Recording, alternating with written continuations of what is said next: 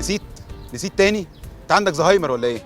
استنى، الزهايمر مش ماده للسخريه ولا للتنمر، ولو انت فاكر ان الزهايمر بيجي بس لكبار السن يبقى انت اكيد غلطان. الزهايمر بيجي من عند سن ال40 واسمه الزهايمر المبكر.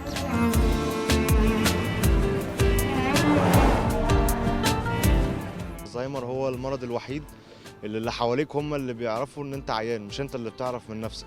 من الأمراض الصعبة، يعني الواحد يبقى بيفتكر كل حاجة ومرة واحدة ينسى حبايبه. بيخلي الإنسان على طول غضبان، متضايق، قلقان من اللي حواليه. لو اي حد مثلا ما يعرفش ان هو عنده الزهايمر، ممكن يقول له حاجه يفتكر ان هو بيسيء ليه. بعد شويه كمان ممكن يبتدي يبقى بينسى ازاي ياكل وازاي يشرب وازاي يمشي. انعزل في عالم ما يعرفش هو هيعمل فيه ايه. انت مش فاكر اي حاجه، مش فاكر مواقف حصلت، ذكريات.